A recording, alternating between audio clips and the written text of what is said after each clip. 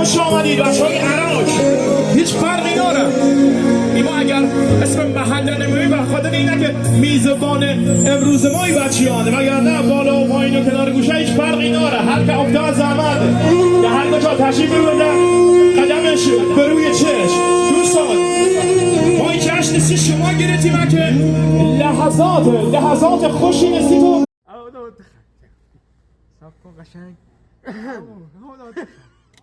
الان دخل عالی قشنگ خوبه